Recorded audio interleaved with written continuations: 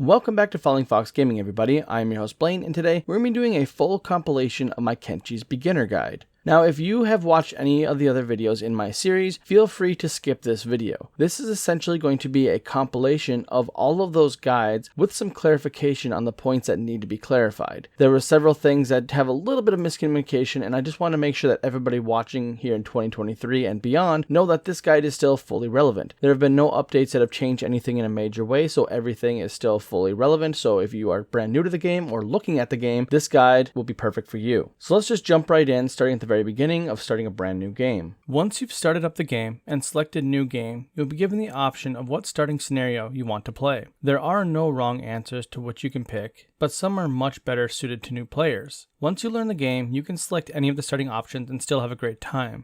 But for beginners, here are the ones that I recommend you try first. The Wanderer. This is the Kenshi's default new game start. You start the game with one guy and some basic gear, and that is all. You start at the hub, which is arguably the best starting location, and you won't have to worry about too many dangers, as it is one of the safest locations in all of the game for new players.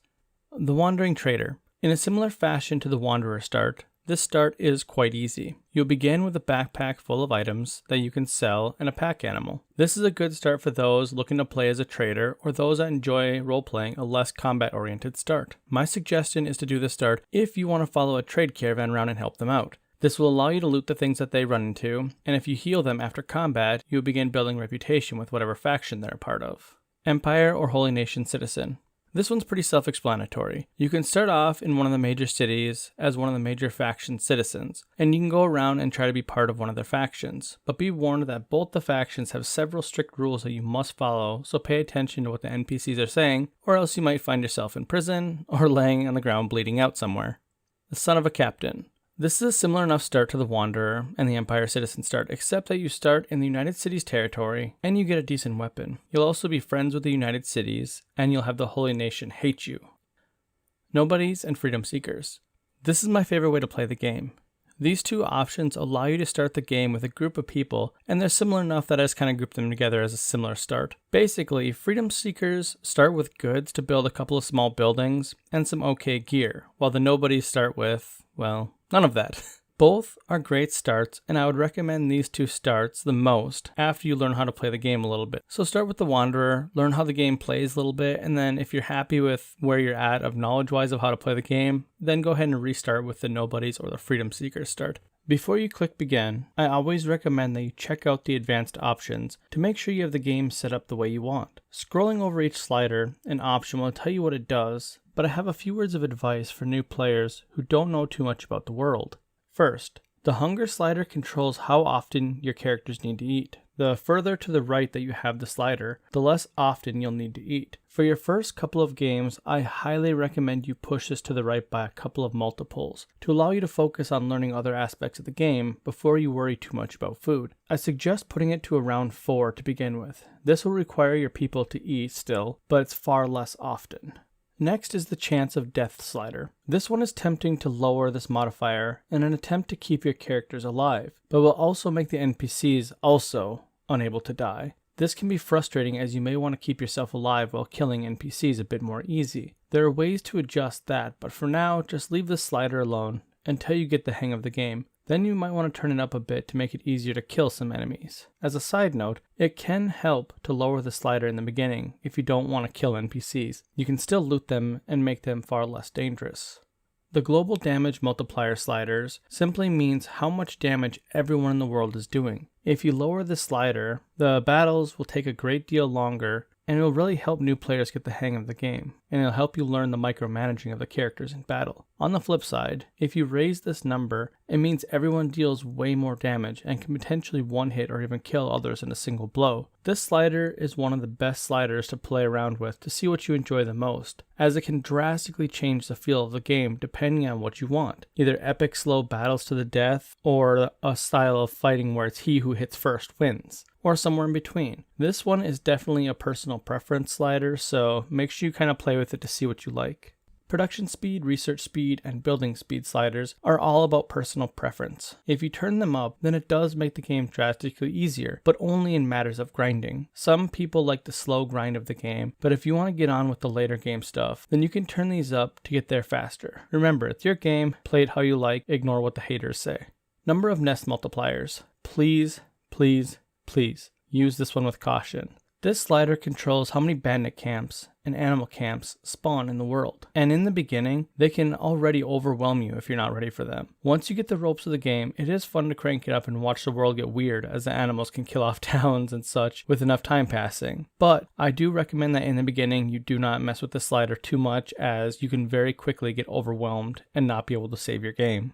Bandits loot the players is pretty self-explanatory. Personally, I turn this off, as they usually only steal food or other small items, but occasionally they will steal something valuable, and it's very frustrating when the game is already pretty difficult in the beginning and then you lose your weapon or something. Easy prospecting. I don't think this one has ever worked, so don't worry too much about it. Theoretically, it's supposed to make resources equal across the map for things like farming, but as far as I know, it's never worked properly, so in general, I just wouldn't worry about it. And honestly, it's not even that big of a deal. You can farm just about anywhere, you just might have to choose a different resources if the one you're looking for doesn't work there. Alright, this is the first spot where I actually have to pause the compilation and actually discuss some clarification on this point. The easy prospecting button does technically work, but I still consider it to be a useless button, and let me explain why. So to explain what this button is for, I first have to explain what prospecting is. So in the game, there's a button you can click and your character will spend some time to basically research the area around him, and depending on how high your science skill is, you'll get a readout with all the information about the local resources around you. The higher your science skill, the further out that you can actually see, and the more accurate the information will be. By clicking the easy prospecting button on, you remove the skill dependency and you just get a perfect readout every single time. So for new players, yes, absolutely click the button and call it a day. But in reality, you don't need to even do this, because prospecting is a complete waste of time. You can almost always tell what the local area is going to be like just by using your eyes. You can look around, and if you see a bunch of rocks and stuff, you know there's rocks in the area. If you're near an area with a bunch of water, there's a bunch of water in the ground, so you can probably plant stuff. If you're in a desert area, it's a dry area. You're probably not going to find much water. It's really that easy. It honestly is. And any building you actually construct will actually tell you the percentage amount when you're actually trying to build the building, so you can find the perfect spot for it. You don't even need to prospect, because you can just move the building around when you're trying to build and find the best location for it. The prospecting skill is a way to kind of narrow all this down, but the range is generally so short that it's just not worth it.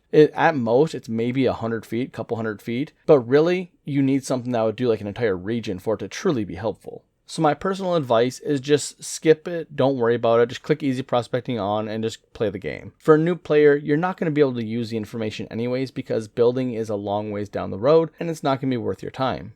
After you've selected your starting scenario, you get to customize your character or characters. You get to choose between humans, Shek, hivers, and skeletons. Each race and sub-race have different starting bonuses and penalties to their skills. If you select humans, you can select between the Greenlanders and the Scorchlanders. If you choose hivers, you can pick between soldier drones, worker drones, and hive prints. Shek and skeletons do not have sub-races, unless you have some of the mods, which we will cover later.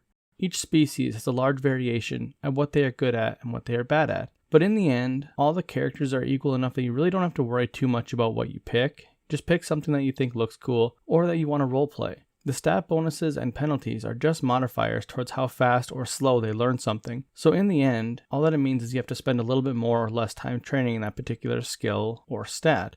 On the screen, I've decided to add a screenshot from the wiki page for Kenshi. It does have a little bit of information for those that actually want it. It kind of lets you know that the different races have different bleed out rates, healing rates, hunger rates, their max speed, their technical full amount of blood, and then their limb HP. This chart is mostly useless for those that are just playing the game, but those that want to micromanage just a little bit, or those that like to know about the stats, this chart can be helpful. It also notes that the hivers and the skeletons are limited in their clothing and armor selections. Neither of them can wear shoes, and skeletons cannot wear shirts or hats, whereas hivers can wear some hats and some shirts.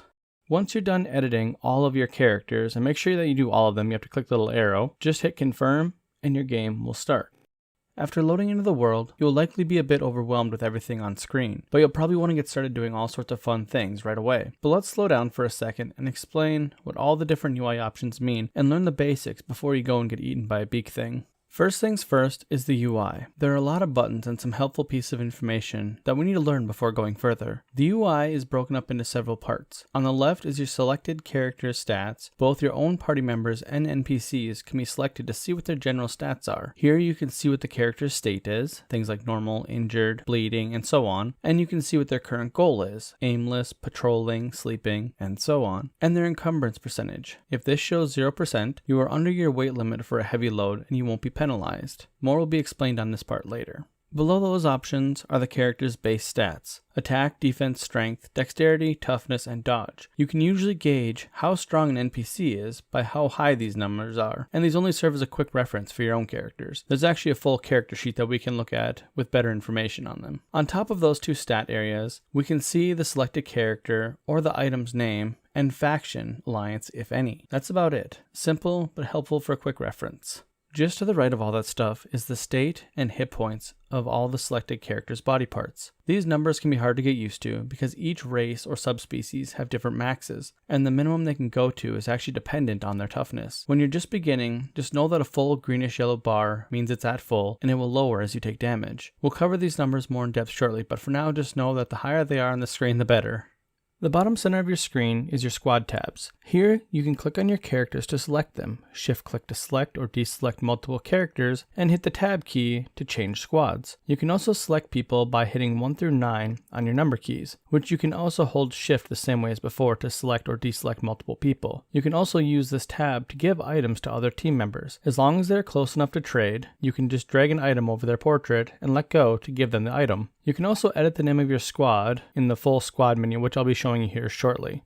To the right of the squad tab are 6 buttons that open up various menus in the game. STA is your stat menu, map is, well, your map, tech is your technology window, SQD is your squad menu, and help, which opens a very unhelpful tutorial menu. A quick note, the map, tech, and squad buttons all open the same general menu that actually has a couple other tabs on it that people seem to forget about, but they're actually very helpful tabs. So we're actually going to talk about them before discussing the rest of the UI buttons. So when you push any one of those buttons, map, tech, or squad, you will open this menu here. From there, you can select any of the tabs on top, all of which tell you about different aspects of the game. The first one is the map tab. Here you can zoom in and out all around the world. You can see locations, and if you've been to one, you can actually hover over to see some basic information about the town, like the population, the faction that controls it. When you're on the map screen, you can also right-click to move your selected people much greater distances than you would be otherwise. Be careful as your people usually follow roads, and this can be dangerous if you're in hostile territory. The faction tab has 3 parts. On the left is your relations with all known factions, and your relations can change a few ways. Fighting a faction or imprisoning members of a faction in a prisoner's cage will almost certainly lose your reputation and quite fast, and being seen healing members of a faction will slowly gain your reputation with them. Reputation in general is usually slow to gain and fast to lose, so keep that in mind when you're working towards either being friends or enemies of a given faction. If you're friends with a faction, they will fight alongside you when they see you being attacked as long as they're not also friends with that faction. They will heal you if they have first aid kits, and sometimes they'll move you into a safer location if you're somewhere dangerous. They will also allow you to pick them up if you so choose to. And if you're fully allied with a faction, they may sometimes also come to your aid during base raid events. On the flip side, if you anger a faction enough, they might attack you on sight, or they will in turn attempt to raid your base. The faction name tab is for you. Here you can rename your faction at any point in time, and you can change it all you want, so you don't have to worry about naming your group something and then changing it down the line. You can always change it to whatever you'd like. And then on the right side, there's an information section about upcoming events. This is primarily for upcoming base events like raids, demand, or traders coming to your outpost. But check it every now and then, just in case you missed a pop-up notification. It will help you from being surprised by a random group once you've built a base of any kind. The research and crafting tabs work mostly the same. The crafting screen is a shortcut way of selecting what each of your crafting stations are building or working on. I suggest selecting the actual station and selecting your desired item or research from there, as you'll gain a lot more information. Here, you will only see a summary. As for the Research tab, on the left is the different categories of research, and in the middle are the actual texts that you can learn within them. By clicking on a research, you'll pay the book cost and start learning the tech as soon as you have someone working on your research bench. You can see how long it will take to research the tech, its cost, and what it unlocks in the description section on the bottom.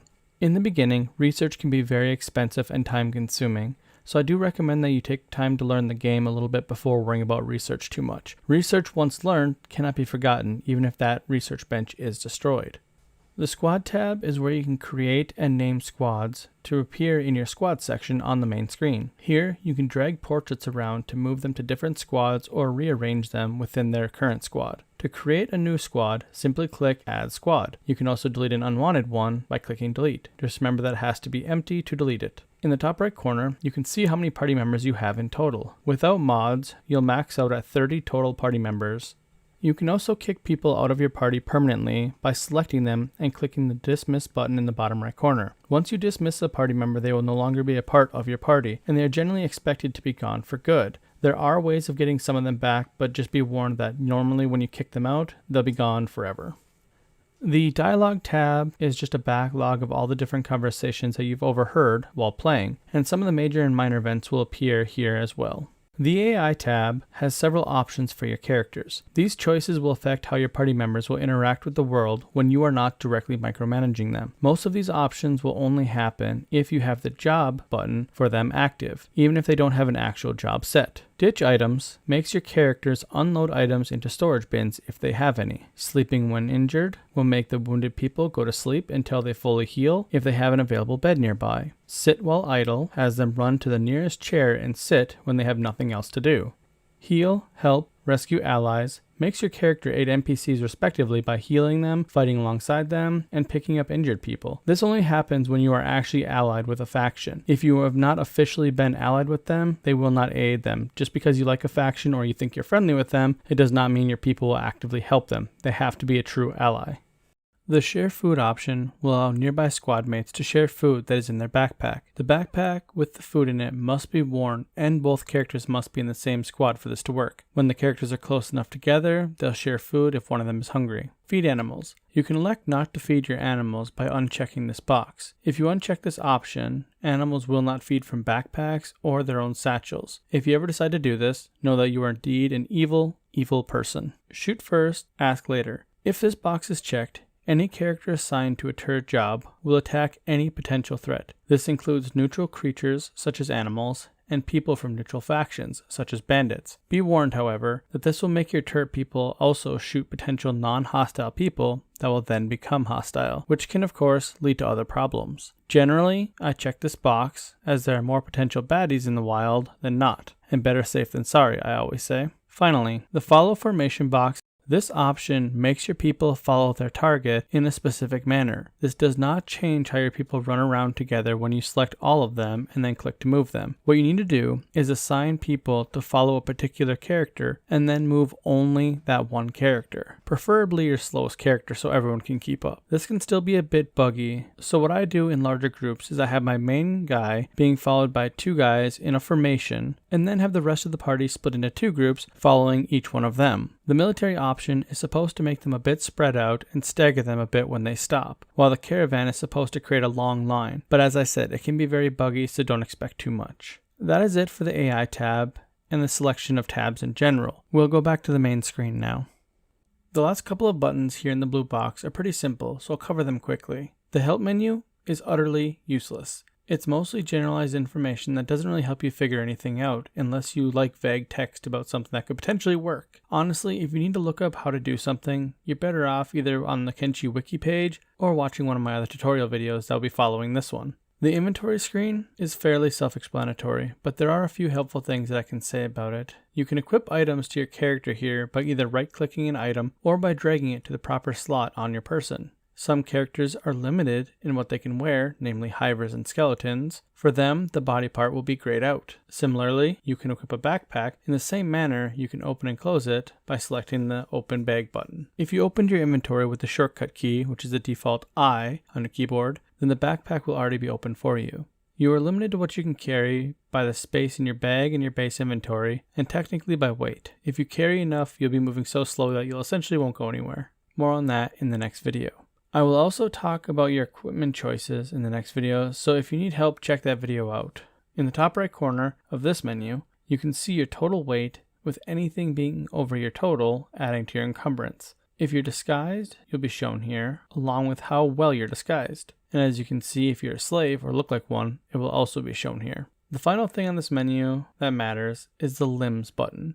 If you are unlucky enough to lose a limb, you can place prosthetics on your character from that button. It works just like equipping items. The floor indicator icon allows you to see which floor of a building you're looking at. If you have it set to floor 0, that will show you the ground floor of a building once you have someone inside the building. If you click the up arrow, it will progress to further and further floors, and then if you click down, it'll obviously lower the floor. This allows you to check out different floors once you have a character inside of a building. If you don't have a character inside of the building, it doesn't matter what level you have it set to, you'll only see the outside of the building.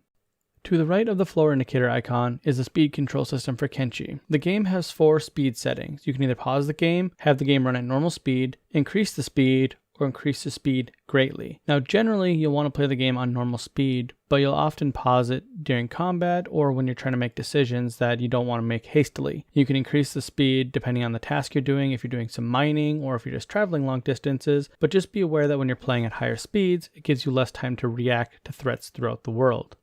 Just to the right of the speed controls is the displayer that shows how much money you have, the day, and the current time. Now I have noticed that the time does seem to be a little bit buggy in terms of the day and night cycles. Sometimes it doesn't get dark until basically 1 o'clock in the morning, and other times it's still dark or late in the day. So in all honesty, I don't rely fully on the time clock to determine day and night. I just keep an eye on what it looks like in the game world. So just be warned that sometimes the clock seems to be a little bit out of sync with the game world.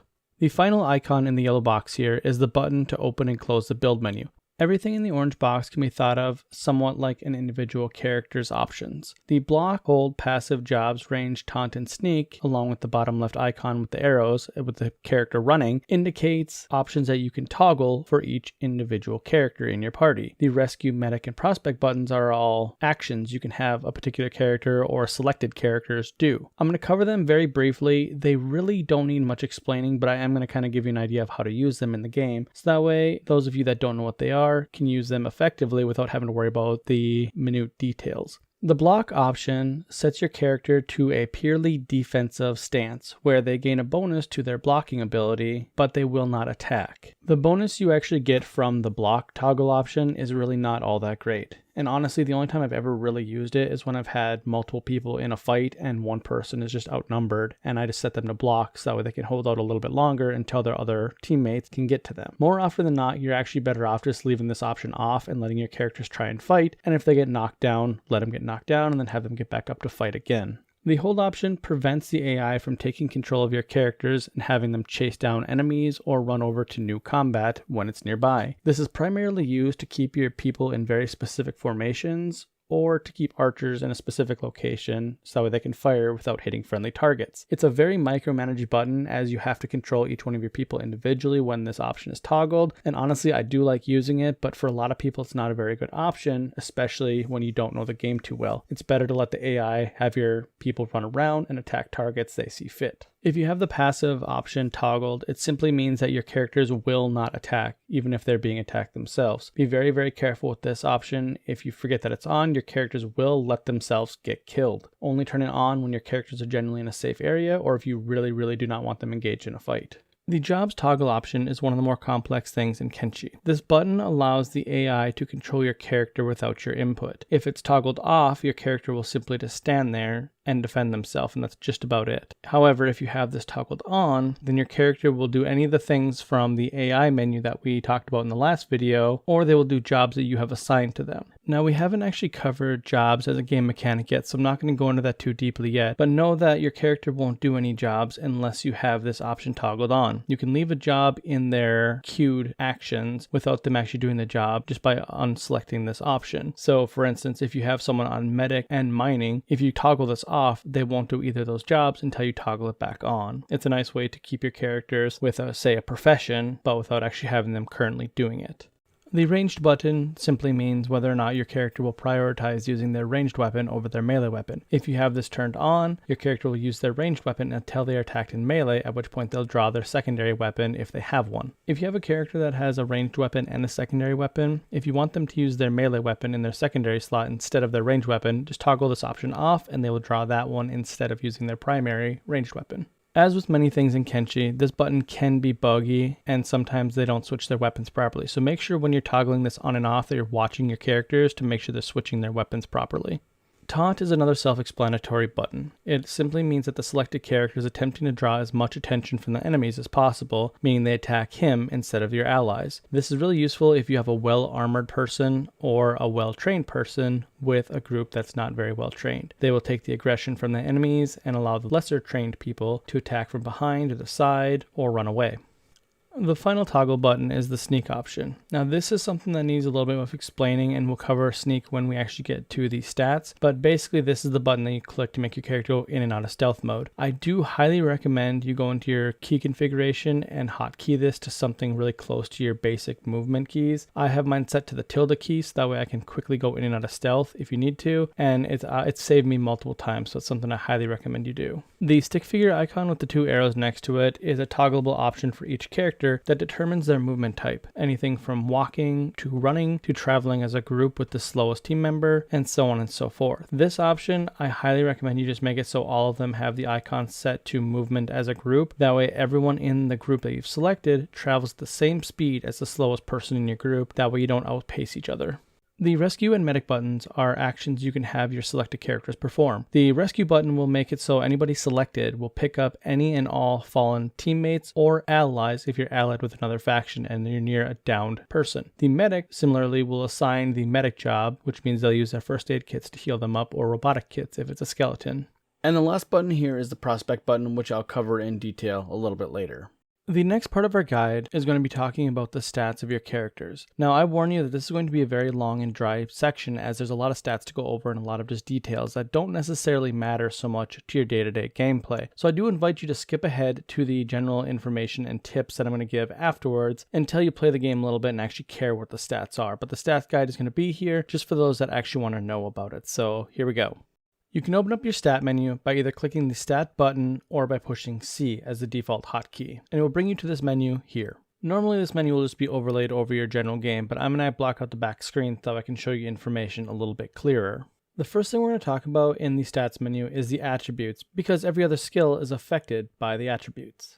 The strength attribute is one of the most important things in the game. It affects your max carry weight and the damage you do with several weapons, along with martial arts damage. The primary ways to increase the strength attribute is by using heavy weapons, carrying heavy loads, and by carrying other people, either allies or fallen people. If you want to use blunt weapons, heavy weapons, or any of the hacking type blade weapons, or unarmed, it's very important that you have a very high strength attribute, so practice training it pretty early on. I will discuss easy ways to train this skill up in the tips section, so look forward to that. In terms of importance, toughness is very similar to strength. Toughness is your general ability to resist damage, deal out some martial arts damage, and your ability to resist dying in the game world. Toughness can be trained by getting yourself back up after you've been knocked down, instead of using the stealth option to play dead. It also trains up faster if you're not wearing armor, and when you take more damage from a single hit. It's kind of a complex skill in how it actually trains up, but generally the more you're getting beaten up, the more the skill is increasing. And the tougher enemies you face, again, the faster the skill will go up. Generally you want to have as high toughness as possible because it will mean that you will resist dying when you're knocked out and if you go into a coma. Dexterity is very straightforward. It simply affects how quickly you can attack and block and increases the damage of your bladed weapons such as swords. It will also increase your rate of fire and your reload speed of your ranged weapons, and the only real way to train this skill up is by using light weapons. So the best way to train the skill up is to use a light crossbow and a light offhanded weapon and then just have it go up over time. Sorry, no shortcuts. The final attribute is perception, and it really only affects ranged weapons. It increases your accuracy, your range, your ability to shoot moving targets, and it's trained up using turrets and other ranged weapons. If you want to train this, I highly suggest you start off with a really weak crossbow and equip it to your characters, because you are going to shoot your friendly targets quite often while using this bow. You will eventually be able to stop shooting your friendly targets, but that's going to take quite a while, and I wouldn't expect it to happen anytime soon. I'll explain this more in the tips section coming up. In the interest of not making this a 2-hour long video, I'm going to actually summarize the rest of the skills in a few different categories to make things easy for new players to understand. If you scroll over any of these individual skills within the game menu, you can actually see exactly what it does, but most of the time knowing the precise definition does not really help you. The summaries I'll provide here will give you more than enough information to let you know how to train the skill and what you're exactly using it for. When it comes to weapons, Kenshi has a very simple system. All weapons have a specific category that they belong to. Katanas, sabers, hackers, heavy weapons, blunt, and pole arms. Not including martial arts here because it's a little bit different. All of these skills are improved the exact same way, by attacking with that particular type of weapon. And the more you use a weapon, eventually the more damage you'll do with it. It's that simple. Each type of weapon has some pros and cons about it, but generally you can use just about any weapon and still be effective with it so long as you train the skill up a little bit. While there are differences between each of the types of weapons, I generally recommend that you just play with a weapon that you think looks cool because honestly, at the end of the day, that's more important than how it performs in combat. Like I said, all weapons can be good, so don't worry too much about the specifics behind a weapon, just make sure you enjoy what it looks like. Ranged combat in Kenshi is actually quite a bit different than the melee combat. For starters, there is friendly fire for ranged weapons, so be very aware of that. You will shoot your own teammates quite frequently in the beginning. Along with that, a target cannot dodge or block an arrow, so anytime you shoot at a target, if you hit them, you will actually hit them. There's nothing they can do about it. That being said, your skills start off so poor that you'll generally miss frequently. As you level up either your crossbow skill or your turret skill, you'll begin to hit more and more frequently. Improving your accuracy, aiming speed, and reloading speed is actually the primary reason why you want to level up your range skills. The damage you gain from increasing your skills is very minimal, and generally the crossbows in the game do a lot more damage than the melee weapons, so you won't see too big of an increase by leveling up your skills, but you will see a slight increase. The final and most important part of the range skill tree is the precision shooting skill. The precision shooting skill is what determines whether or not friendly fire takes effect. Once you have this skill high enough, you'll no longer hit your friends, but in the beginning you're going to be hitting your friends a lot. So it's best to give your people very weak crossbows and weak arrows in the beginning so that way you're not hurting your people too much when you're hitting them. So generally crossbows are very weak in the early game, but as you get to the mid to late game, they start becoming extremely powerful to the point where you can take down entire groups before they even get close to you.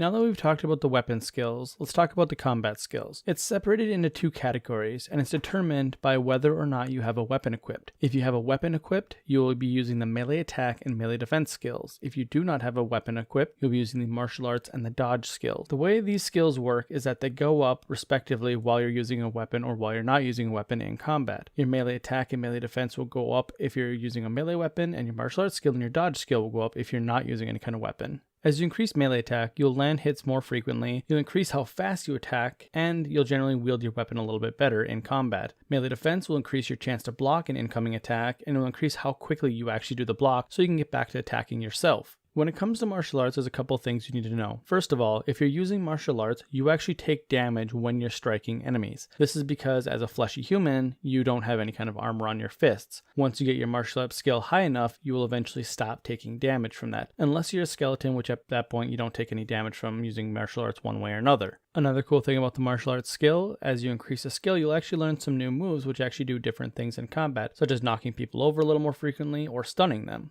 Now, if you don't have a weapon equipped, instead of using melee defense to block, you'll actually just attempt to evade attacks altogether. Now, this is actually better than blocking because when you block, you can still take some damage depending on the enemy. If you dodge, you outright avoid the attack altogether. The one big downside to dodge versus melee defense is that with evading attacks, you can actually get stuck in what's called dodge locked. You can actually get to the point where you're so good at dodging that you avoid every attack around you, but that leaves you no time to attack yourself, which means you could actually go in combat and never be able to defeat an enemy because you're never attacking. The only way to really fix this is to simply get a mod for it. There's a couple of them out there, and I recommend you check them out.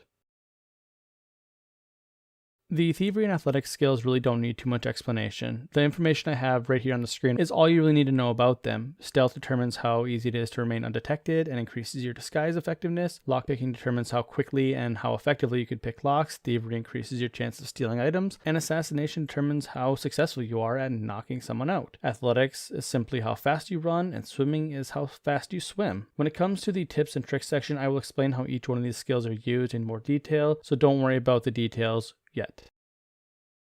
When it comes to the trade and science skills, they all function the same. The higher you have the skill, the faster you are at the action that you're assigned. The medic and robotic skills also increase the efficiency of using first aid kits and skeleton repair kits. The higher you have the skill, the less of the kits you use as you use them. The higher you have your engineering skill, the quicker you can build structures and repair them, and then the higher your labor skill, it improves how quickly you can mine and how quickly you can process goods. The science skill determines how quickly you can research new technology, and technically it's supposed to determine your skill at prospecting, but as I've said before, the prospecting does not work, so don't worry about that. The weapons, armor, and crossbow smithing skills determine how quickly you can actually build items and the quality of the crafted items at the various stations. The farming skill increases the speed of your farming and improves the yield of each of your crops. The cooking skill improves the speed of your brewing and cooking.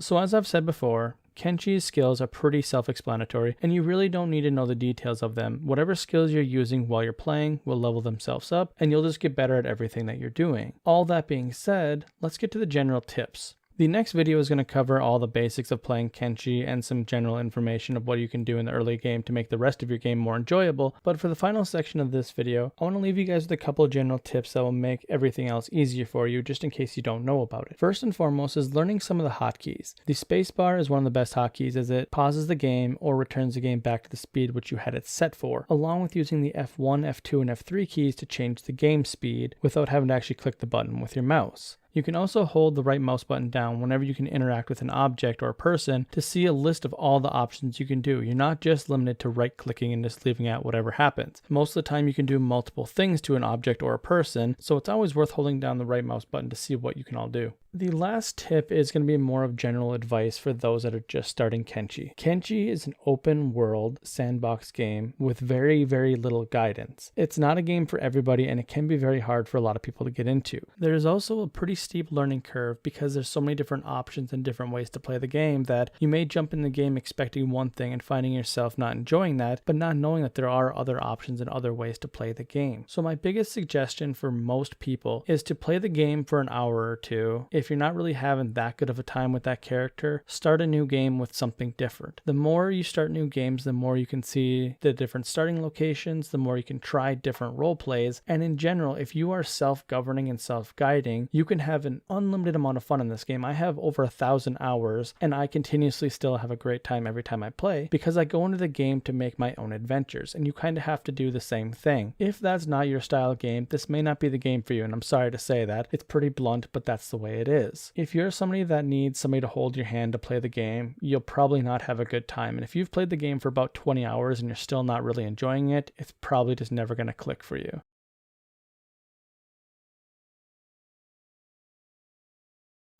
So the very first thing you should do when you enter the game world is familiarize yourself with the controls. Now you can use the mouse wheel to scroll in and out, you can use the middle mouse button to turn the camera, or you can use Q and E to turn the camera. You can use WASD to move the camera around, or the arrow keys. I should probably also mention at this point that you actually have to right click to move your character around. Your selected character is down here. If you have more than one character, they'll be listed down here. You can select however many of them you want and you move them around with a right click. You can also do this on the map to have them move great distances. Now I've already talked about some of the shortcut keys in the other videos, but an important one to know is I opens up your inventory and you'll be using that a lot. The other thing I want to mention is that if you have a backpack, it will automatically open it once you have clicked open bag at least one time with most of your characters. You can always hit this button again, the open bag, to close your backpack if you need to. Once you understand the basic camera controls, you want to move on to being able to interact with objects. Now the first thing that you need to know is that if you left click on anything, it will highlight the item down in the bottom left corner over here, and it will tell you everything about that item that your characters can actually know. So just here we clicked on the Market Stall C, and it says that it's ran by the Holy Nation Outlaws. It tells you the town you're in, which is the hub, and it's open to the public, so public. If you click on, say, a ruined building, it will tell you similar information down here, except for that it's also for sale. So if you have 4,800 cats, which is the money in this game, the currency, you can purchase it. One of the first things that I think you should do before you even start moving your character around is pause the game and take a look around at your surroundings. If you are in a town when you start off, click on many different objects and see what types of things they are. Anything from the market stalls to the broken water generators here to the lights, to the different buildings. They all tell you different information in the bottom left corner here. And while none of it is super duper important, it's really good to know generally what things are in the game. You may overlook something because you think it's something different. One of the big things that this happens to is buildings. Oftentimes you can tell what a building is from way outside the city. If you spawned and say you're up on this hill up here, you could click on the buildings from all the way back here and have a general idea what's going on in the town. This building here, if you clicked on it, it's the bar. What about that big tower over there? You click on the tower, you see that it's ran by the shinobi thieves down here, so you know whether or not to avoid them.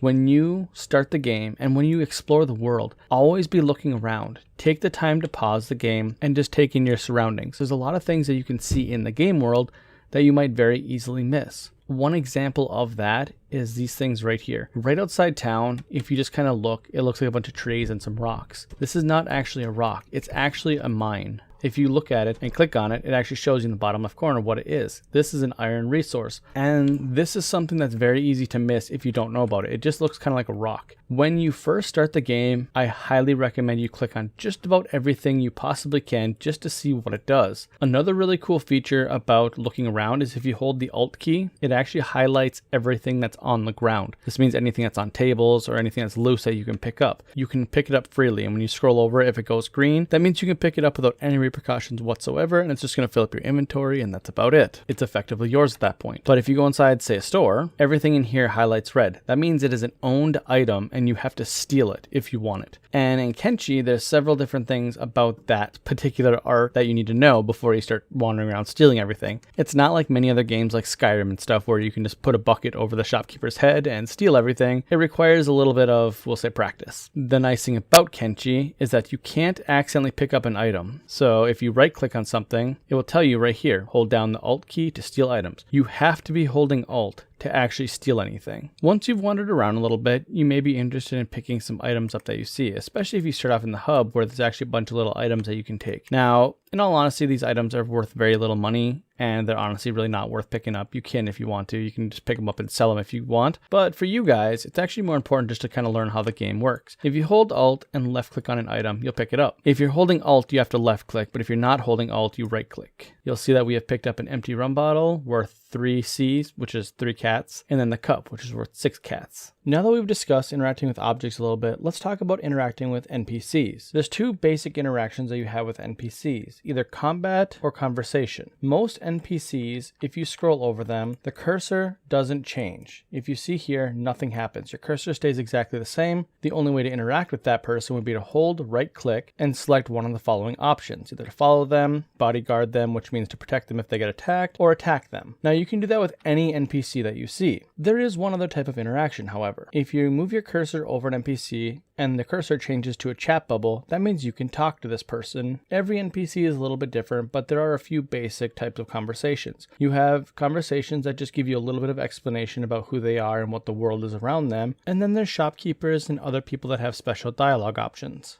You can find these type of characters just about anywhere, but the bars are the most common place to find people that have special options.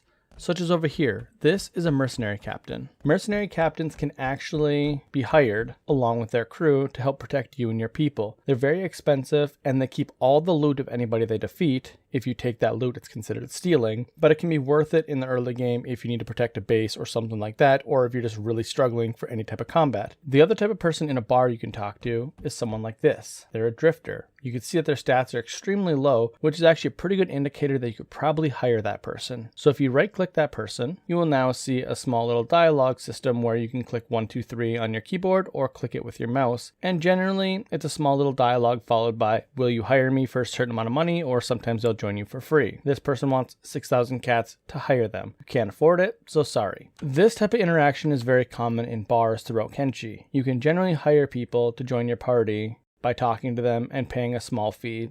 The final type of interaction here is talking with this person over here behind the bar, the shopkeeper. If you click on them, you see down here that they are a shopkeeper underneath their goal. That means you can buy and sell goods from them. Simply right click them and ask them to do business. Now, the one thing I will say is whenever you do this, hit spacebar, pause the game. It does not matter how you interact with this person. Whenever you talk to someone and open up a shop, it automatically unpauses the game, even if you've paused it when you're right next to them. So make sure you repause the game if you planned on having the game paused while you're interacting with them. Buying and selling is simply just right-clicking an object and bringing it into your inventory. Something as simple as right-clicking food here will bring it on over into your inventory. If you shift right-click a stack of items, it'll bring all of it over into your inventory, like so. The final thing I actually have to say about this particular scenario that we have is that our character is hungry. If you have food in your inventory, your character will automatically eat it when they get hungry enough. There's no specific measure of when they get hungry enough. Your character will just automatically do it for you. If you also have a backpack and have food in your backpack, your character will share all that food with your current party members in the same squad. If you have multiple squads, they will only share it with their particular squad, which I'll explain in a later video. If you watch here, I will unpause the game. And they ate the Gohan. So now their food is completely, well, it will completely fill up, and our food has been eaten as much as they can to fill up their hunger meter. Now that we've looked at interacting with the world around us and talking to NPCs, let's talk about making money. In the very early game, the easiest way to collect money is just simply mining. All you have to do to mine is take your character and right click on the iron ore. Your character will automatically begin mining, this bar will fill up, and then it will generate iron as you're sitting here as time goes by. The only thing you really need to know about mining is that one, this little resource right here can only hold up to 5 ore, so you have to clear it out periodically to make sure that you can keep mining. The other thing is down here is the number of workers that a particular resource can handle. This particular one can handle up to 3 people. We currently have 1 out of 3 people working it. The more people you have working it, the faster this bar will go up. Your laboring skill will affect how quickly you can mine, but honestly, in the early game, it doesn't really matter. As just the more characters you have, the faster it'll go. That's just kind of how it'll go your entire game. Once you've collected some ore, simply bring it over into your inventory. I shift right click so that way it just drags everything in your inventory quickly for you, or you can drag them one by one or right click them one by one to bring them over slowly. Once they're in your inventory, all you have to do is go back and sell it to a shopkeeper.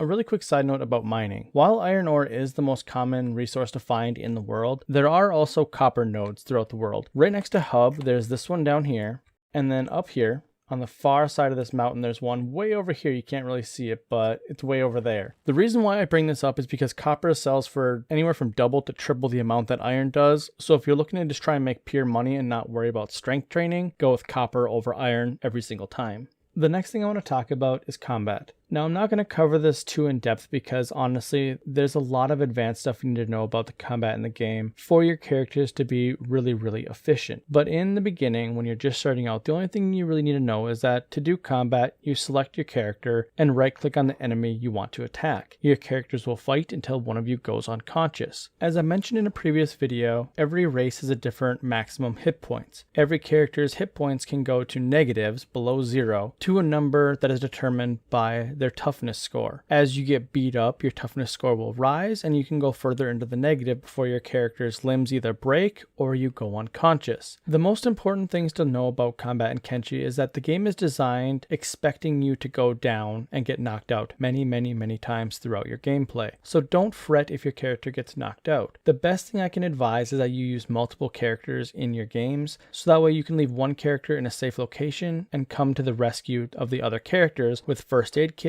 or just simply being able to pick them up and carry them back to rest in a bed, because the primary ways of healing limb damage and body damage is by using either a first aid kit or a robotic repair kit if you're a skeleton, and then resting in a bed. If you're on your own, the game can be incredibly difficult because if you get knocked out, there's a good chance you might just simply bleed out and die. I've mentioned several times that I prefer to play the game with multiple people in my party, and let me show you guys why. To begin with, you can always have a second person working on something like mining, collecting money, while the other person is out adventuring and doing whatever else you want. And they can actually rescue one another if something bad happens. I'm first going to show you guys how to trade between one another. So if you have 2 people here, you have Newbie McNoobface and Noob2 here. Both of them have their own separate inventory. If you push 1 and 2 on the keyboard, you'll switch between them. And as you can see, Noob2 already has some med kits, and Newbie McNoobface has a single one. I'm going to give this basic first aid kit to Noob2. The simplest way to do it is simply take the object and drag it down to their portrait down here.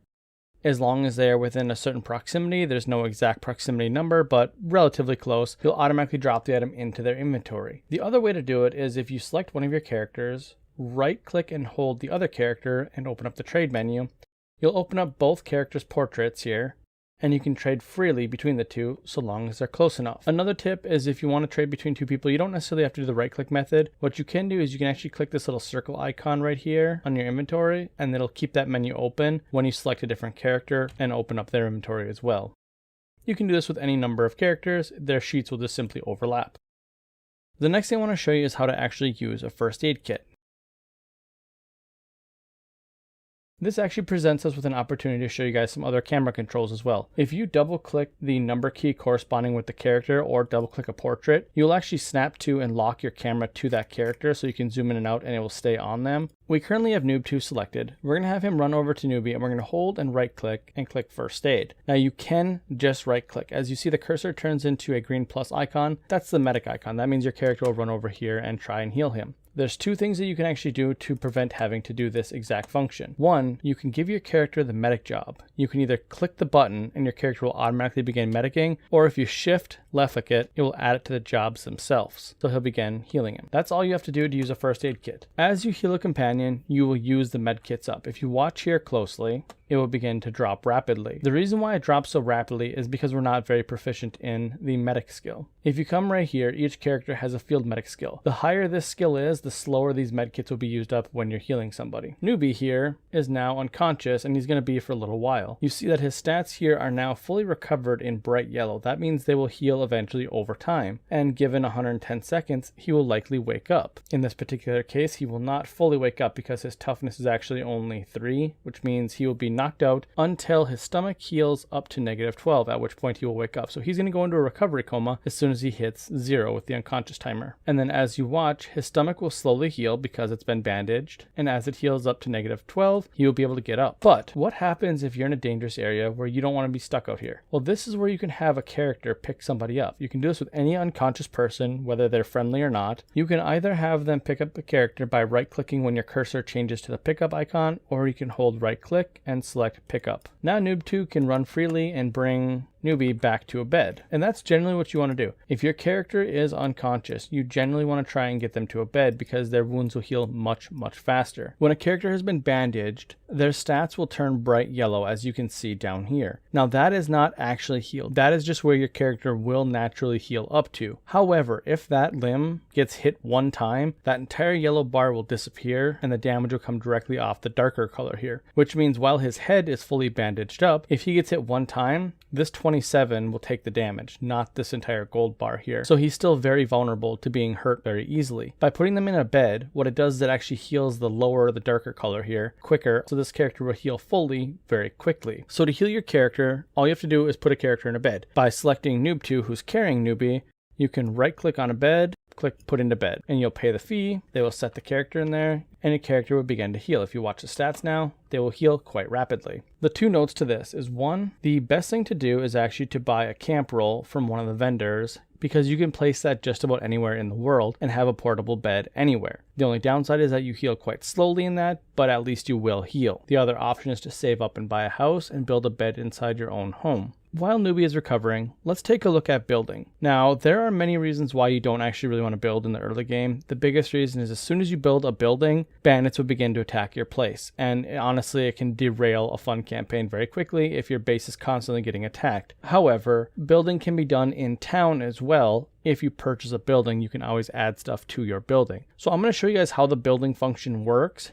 and I'll let you guys play with how it actually works in the game world for your game. In a later video, I will discuss some advanced tips to building and when is a good place to build and where is a good place to build. There's a couple rules that you have to know. If you click the build icon right here, the game will pause and you'll be given this menu here. In the bottom right corner is all the different hotkeys to actually moving the buildings and changing the rotations and everything like that. The important thing for you guys is on the left hand side of the screen here. This is all the different categories that you have: buildings, camping, farming, lights, mining, storage, tech, and so on. You'll get a couple new things as you do research, which is a whole nother ball game, so I'll explain that later as well. In the beginning, you're not going to have too many options to choose from. If you decide to build outside of city walls, there's a couple of rules you have to follow. By clicking on the actual building within the category, you can see that we're going to try and build a small shack. Now, if you see the color blue, that means you are too close to another town to build. You can't build in another city's territory. If it's blue, that means you're within their territory. When it goes green, that means you are outside of the territory, so right here. So while Squin is right there, we could technically build a shack right here and be that close to another town if we wanted to. If you do that, you will be visited by people from the nearest town, such as Squin here, and generally they'll require taxes or something like that because you're effectively building in their territory. The only way to get around that is by building really far away from civilization, which in Kenshi,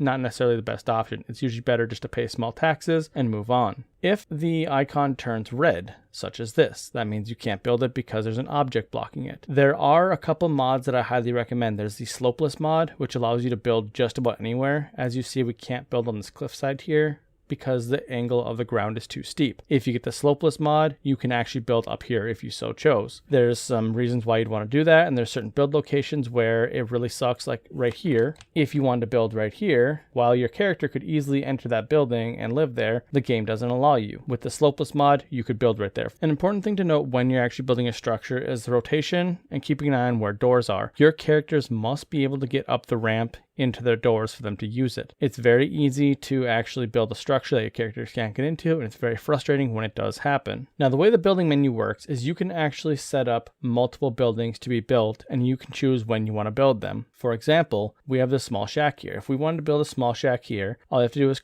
left click, and it'll drop down the building schematics there. But say you wanted another building right behind it. You could just left click again, and there you go. You now have two buildings set up to be built. If you right click, it'll get rid of your selection, and you can always choose other things such as lights, maybe some farming or some camping like a campfire or a camp bed. We can just do a campfire right here because why not? And then what you do is you click confirm here to actually set up a queue for all these objects. If you hit undo, it'll delete the most recent one you set down, or if you hit escape, it will actually just get rid of this menu and none of that stuff will be saved. So what you want to do is click confirm, and it will set up a wireframe for all the buildings that you need to build. Campfires are free and they're instantaneous, so there they are. It's just automatically put up there. Campfires are helpful because you put raw meat from animals that you kill inside here, and it will automatically cook it into dried food that you can eat right here. Similar to how a mine works. Now, any building that has a wireframe on it can't be used until you finish the construction. The way the construction works is down here, every building requires certain material components. In this case, it's just building materials. Some buildings will require iron plating or steel bars or something like that. In the early game, it's mostly going to be building materials and iron plates. What you have to do is you have to actually add all 5 building materials for the construction to be completed. If you cannot afford all 5 building materials, you can always add 1 or 2 and just build the building up to that point. Every time you add 1 building material, this bar right here will fill up a little bit, and you could build the construction up to that point as well. In order to actually build something, you'll actually have to right click on the building to set a character to building it. Now, unfortunately, NoobTube doesn't have any building materials, so he can't build it. But one thing you can do is shift right click and add the engineer job to your character, and anytime you have access to building materials, he'll grab the building materials and he'll put it into this building and attempt to build it. When you're new to the game, base building can seem very intimidating. There's a lot to do and a lot to take in, and there's not a lot of resources to tell you exactly how to do things. Today I'm going to try and simplify almost all of that information under 3 main categories: choosing a location for your base, planning out your base, and deciding which topics to research. And there's one thing I want to add before we talk about base building. Understand that in Kenshi, base building is considered an endgame mechanic. So if you're building prior to the end of the game or the endgame phase, you are going to be putting extra stress on yourself. So just be aware of that. You can absolutely do it, just understand that it's going to be very difficult until you have a bunch of stuff in game to defend your base with. So let's jump right in. Now, the single most important decision you will make in the entirety of the base building process is choosing where to build your base. If you build in the wrong location, you can end up with a lot of problems that will actually ruin your experience with both base building and potentially Kenshi as a whole. Before I begin, let me start by saying that there is no one perfect location to build. A lot of different locations have a lot of really good things and really bad things about them. Some places are obviously better than others, but generally there is no one perfect location. The other thing to take note of is that you could build many different types of bases, something as simple as a military outpost or just a few storage buildings. But today we're going to work under the assumption that you are trying to create one single all-encompassing base that is going to house all of your people, all of your stuff, and is going to be self-sustaining.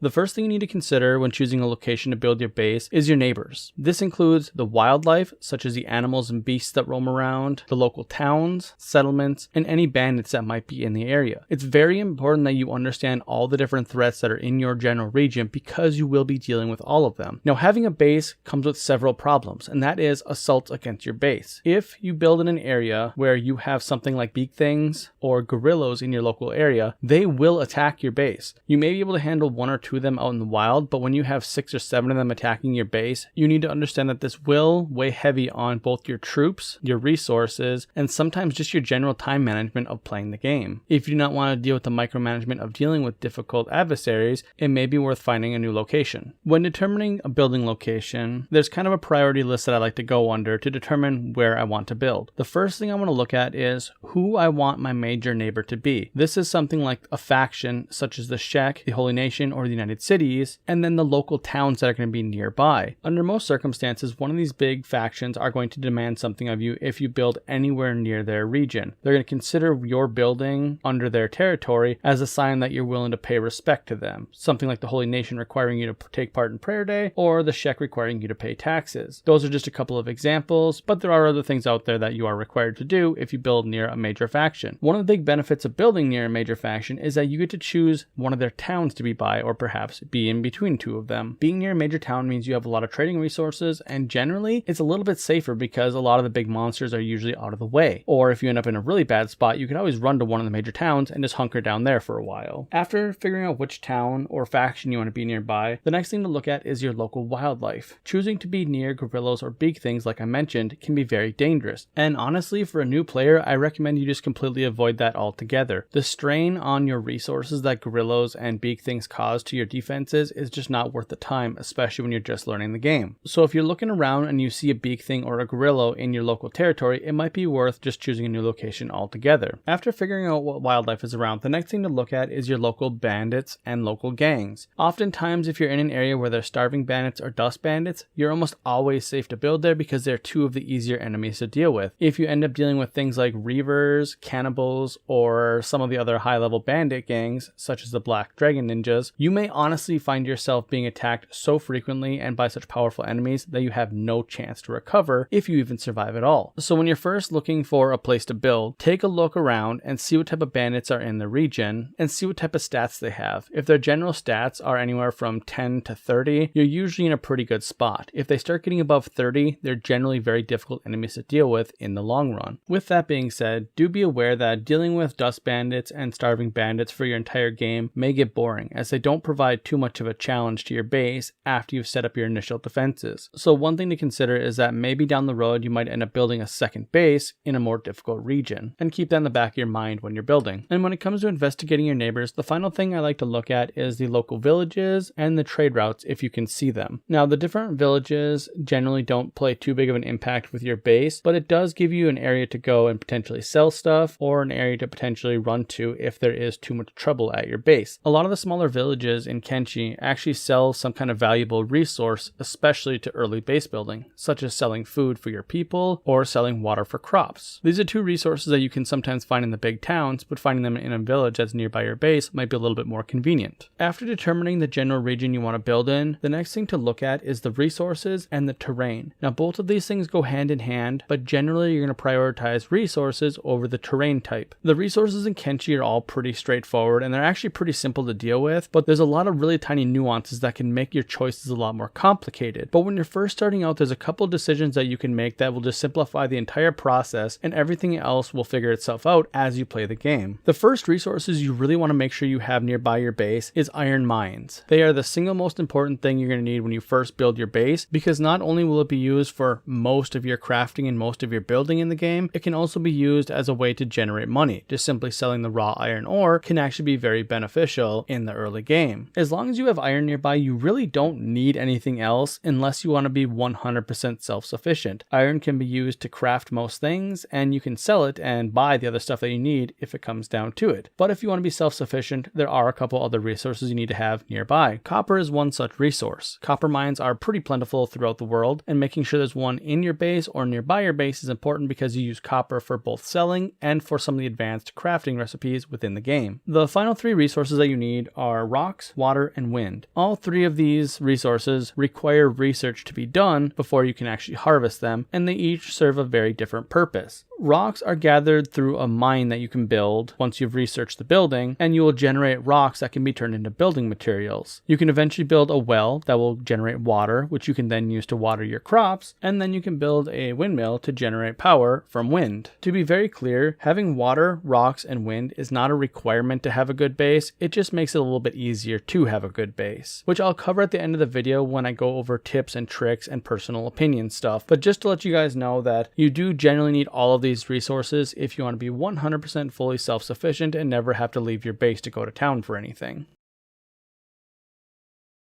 Once you've found a suitable location for a base, the next step is planning. It is a good idea to plan out some of your base right in the beginning, but you don't have to plan every little detail out, as you'll just stress yourself out trying to make that work down the line. Instead, you need to focus on a few main parts first. The first thing you're going to do is decide where you're going to place your gate. Now, Kenshi's game engine is very specific in that you're only supposed to have one gate per base. If you have more than one gate, you will find that enemies will be really confused and they'll often go to both gates, or sometimes they'll just walk through walls or attack your walls. If you seem to be running into this issue, it's most likely because you have more than one gate at your base. One of the other important things is that Kenshi assumes that your gate is kind of centered to your base. There's actually a region around where you build that Kenshi considers your actual personal base. So if you build too far away from there, the game can get a little bit buggy or confused. So generally, what I try to recommend is that you have your gate be in the center-ish area of where you want to build. Don't build too far in any one direction away from that. If you end up trying to build a very long base, you will definitely find some issues with the pathing. Once you've figured out where you're going to put your gate, you also need to figure out where you want to build your walls. This can be a little bit confusing because walls don't play actually a big part in Kenshi. As long as you have one single gate up, your walls are almost never attacked. They will almost always attack your gates. If you do build multiple gates, then your walls are important. There is one very important thing about walls, and that's how you lay out your walls for your defenses. Most walls, once you get past the tier 1 walls, have spots where you can mount crossbows or other forms of mounted turrets. There is obviously many different ways that you could attempt to build a base and set up your defenses, but I have found the most effective way to set up a base with the entrance is having a giant V like this be the entrance of your base. Now, if you have an area where you can't make a giant V like this, don't fret. As long as you can try and get one wall kind of like this in front of your gate, then you can actually make use of turrets to defend your gates. If you're playing on a game where difficulties are not changed around too much, most of your units can probably take out attackers before they get through your gates with this type of setup. This is not including some of the harder enemies like beak things or paladins from the Holy Nation. Once you've figured out your general layout for your walls, the next thing to consider is where you're going to place all of your different buildings. Now, if you haven't completed very much research, you're not going to have very many options for buildings, but as you complete more researches, you're going to get several different building types. Some of them are very large. So one thing I would recommend very highly is leave a lot of space in multiple different areas where you might be able to build a large building. If you've already done research and can actually build some of the larger buildings, I recommend laying down the framework for it so that way you can actually see where it's going to be when you eventually construct it. You don't have to have the materials allocated for it. You can do that at a later time. If you are unsure of how you actually want your base to look in the end, one thing I would recommend is build several different buildings. That way you can have them isolated depending on their purpose. I would recommend having one building have nothing but beds to act as a first aid area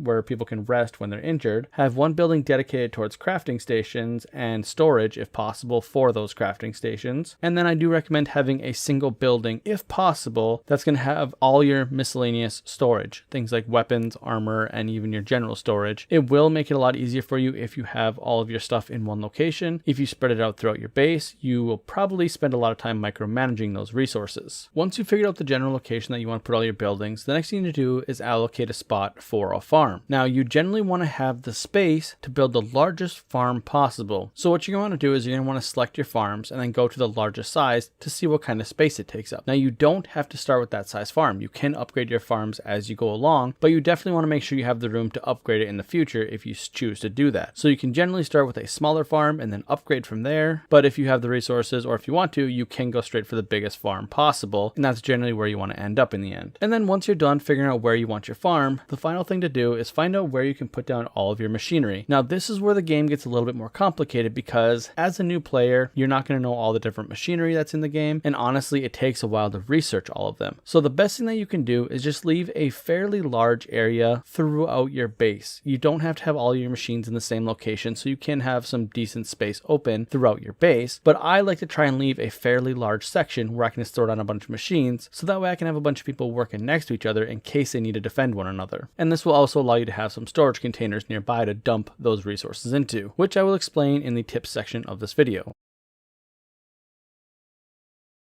When it comes to researching Kenshi, anything you choose to research is purely subjective on what is actually good and bad. You really can't go wrong with learning any specific technology, but there are ones that are better than others for base building. Now the list I have compiled here is just kind of a general idea of what you need to actually get your base going. There are some that you could add in and potentially take out to make your progress a little bit quicker in a specific area. But I wanted to make a list here for you guys to actually just take a look at and what I like to have researched prior to ever even building a base. And as I said, this list is purely subjective in my opinion of what is good and bad. I personally think that you'd probably actually want to have under core, you probably want the Stormhouse research as well, just to have a bigger building, but it's also not required. You can make do with a small house. You can see what I'm going for by having all these technologies listed the way I do. It's primarily stuff to get you going. You will need more stuff research like crafting and everything eventually, but in the beginning it's really not necessary. When you first build a base, it's primarily about just getting kind of the shell of your base set up and then fitting all the little details in as you go along. But I'm going to discuss all that in the tips and opinions section that's coming up next. I just wanted to have a list here to show you guys prior to us actually talking about it. So let's move on to the tips and opinions section where we'll show actual gameplay and not just these walls of text I've been showing you.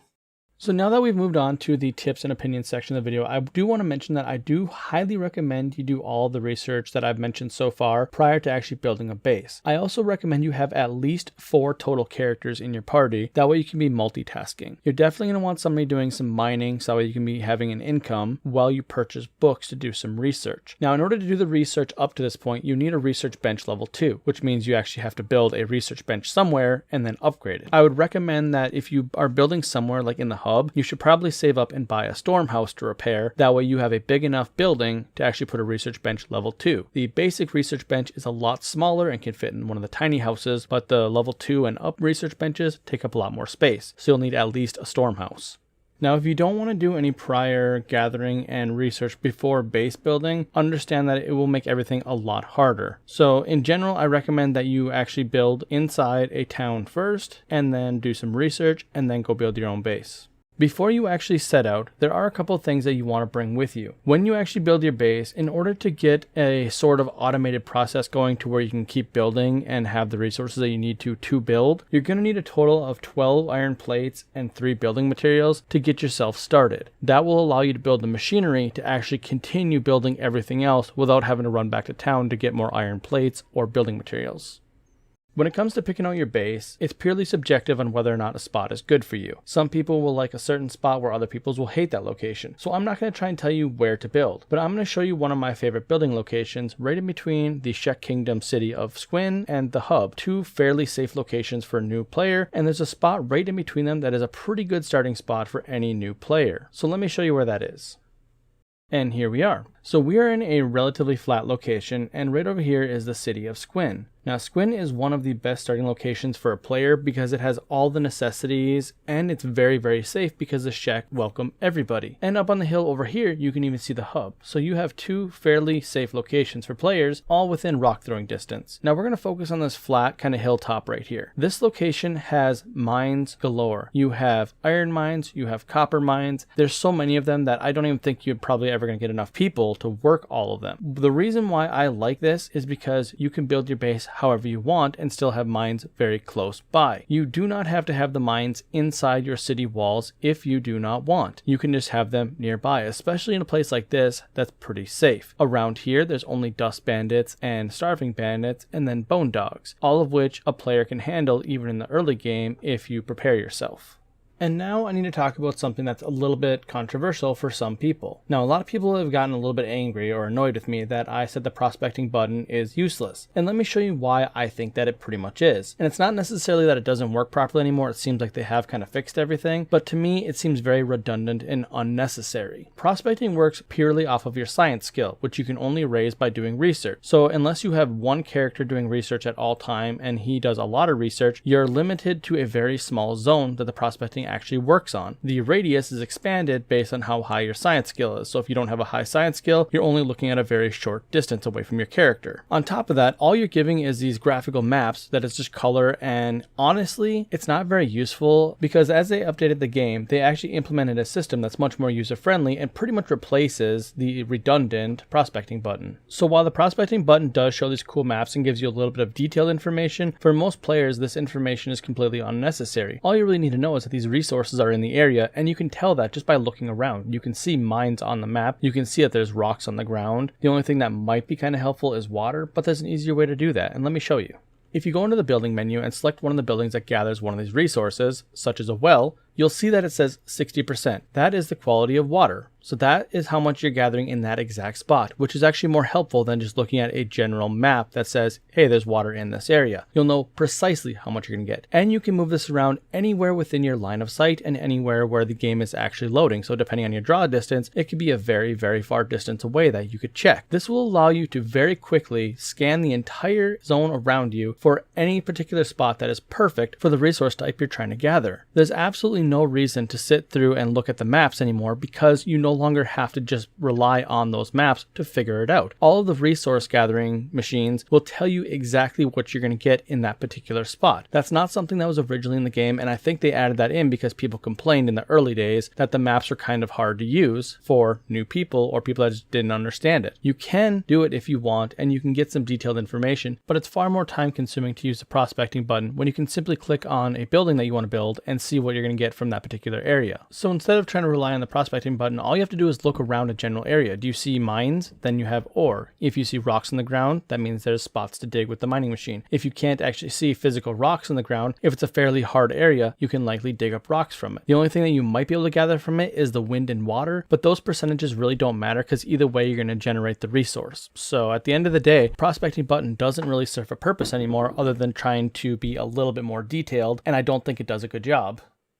For the sake of showing you guys how to build and set up your base and plan it out, I've moved to a new location that's a little bit wider and a little bit brighter so that way it's easier to see everything. To begin building your base, open up the building menu here on the right hand side and go on over to your left side and select walls. The first thing you want to place down is a gate. The reason for that is that the gate is considered the center of your base once you build it. What that means for the rest of your base is that the further away anything is from your actual gate physically, the more likely there is something to go wrong or bug out with your game. Another thing you want to do is avoid main roads, which you can tell just by kind of looking at the ground and sometimes looking at your map if you have any of the map mods installed, because if you build a gate on a main road, sometimes it'll break the pathing just with the entire game engine and you'll have to move the gate eventually, otherwise your characters will not be able to go in or out of your gate. In terms of actual positioning of your gate, it doesn't really matter. I just like to leave a decent amount of space in front of my gate so I can create a giant V with walls to create a firing line of turrets leading up to my gate. Some people try to build higher up to give your crossbows a little bit extra damage when firing down, but I tend to disagree with this method because it seems like crossbows either miss or can't fire properly when they're up too high. So my personal recommendation is to try and find a flatter area where you can build a straight line, which also gives you a combat area just outside your gate. And if you so choose, you can rename your base right here on the right hand side. Once you have the blueprints down for the gate, you can actually move on to the rest of your base if you wish. You don't actually have to continue building it unless you have the extra resources. Most of the time, I will actually just build the blueprint for the gate, name my base, and then move on to building my basic machinery. However, for the sake of showing you guys how I do this in the early steps of the base building, I'm going to show you guys the blueprints of the walls that I'm also going to do. Now, walls are a little bit tricky because you actually have to kind of get used to the finicky way that the controls are with the building menu. So once you click walls, you can snap it to a gate by left clicking it, and then from there you can move the wall around and change the direction of your gate. Remember, the arrows are pointing to the outside of your base. Now when we build the V, it's going to look a little bit confusing because all the arrows are going to be pointing inwards, almost like it's looking like it's pointing into your base, but it's not. It's actually creating a corridor for which you're going to have turrets on top that are going to shoot downwards towards people coming towards your gate. And just as a reminder, you do have to build a ramp to get onto the top of your walls, so when you want to build turrets up there, you'll have to do that in the future. I'm not going to finish constructing the walls, but I'm just going to show you guys the general layout of the walls that I do for the V formation. One other quick note is that with walls, for every little arrow that you see, that's when you have to actually pay the resources to build that section of the wall. If you keep extending the wall out further and further, eventually it'll create 4 sections, and then the 5th time it goes out, it'll actually combine them into one section, which is usually what you want to do to avoid paying the cost over and over and over again. As for the V itself, what you want to do is you want to go out kind of straight and then arc it just a little bit to the left and right away from the gate, giving yourself a nice little corridor where enemies are going to have to come in and get shot by your crossbows before getting to your gate. Now, I like to build it to where the sections of the walls are either 4 or 5 segments long, which is like the big wall segment. That seems to be the optimal size for it. If you're in a smaller area, 4 will obviously do, but go 5 if you can. And this is what it looks like when it's completed. Now, once we get turrets on top of this, which will just be the mounted crossbows, you can actually have people just stand up here and shoot at intruders as they come along. As long as you build a gate like this and only one gate for your base, people will actually line up outside your gate to talk to you before they actually attack. This will give you time to get defenders in place if you don't have anybody standing up there at all times. Now, the next thing you want to do is get a mine set up, and this time you want to do a stone mine followed by a stone processor. That way you can actually start building your own building materials to complete your entire wall, and these resources will be generated as long as you have people working on it, so it's basically free to you minus the labor. When it comes to the stone mine and anything that gathers resources from the ground, such as a well or a farm, just look for something that has a percentage above about 40%. As long as it's above 40%, you will generate the resource at an okay speed. You don't need to min-max it and make sure it's at 100, but in this particular case, we'll see if we could find one just for the sake of having it that way. The higher percentage just simply means that you gather it quicker, or in the case of fields and farms, how much resources you gather from the farm each time it harvests. And here we are with a spot with 100%, so we're going to go ahead and place the mine here. The next thing we're going to do is place a stone processor. This will allow us to turn any raw stone we collect from the mine into building materials. And then I usually put my iron refinery right next to my stone processor, just so that way everybody's kind of working together in case there's an attack that can defend one another. And as with most of the machines, it doesn't really matter where you place it. I personally like to place it somewhere near my stone mine. That way it's a quicker trip to actually turn the raw stone into building materials. But at the end of the day, it doesn't really matter. Once you kind of automate your process, it's just going to be happening in the background while you're doing other things, so don't stress too much about it. In the beginning it will seem kind of stressful because you're going to try and micromanage it to get as much building materials as possible to complete your base, but once you kind of get going, you'll kind of forget that it's even there and eventually you'll just max out on building materials. I also recommend placing a storage unit for building materials and raw stone somewhere nearby eventually. I wouldn't make it a priority, but having it there on hand will make things easier in the future. It'll give you a nice stockpile. Once you have your stone mine, your stone processor, and your iron refinery, you will officially be ready to automate the process as much as you want. What you have to do is you have to have people working on the machines. If you have 4 people, they can actually each work their own individual thing, and they'll completely automate the process, and it'll be mostly hands-off at that point. If you have less than 4 people, you'll have to do some of the managing yourself. So generally what you're going to do is you're going to start by having somebody work the stone mine. From there, you're going to transfer the stone into the stone processor, and then have somebody work the stone processor. That will then turn the raw stone into building materials, which you can use to build structures such as walls and buildings. In the meantime, you can also have somebody working an iron mine. While they're getting iron, you can take the raw iron and put it into the iron refinery. From there, you'll have somebody work on the iron refinery and they'll turn that iron into iron plates, which is used to build most of the equipment inside buildings and things like mounted crossbows for your walls.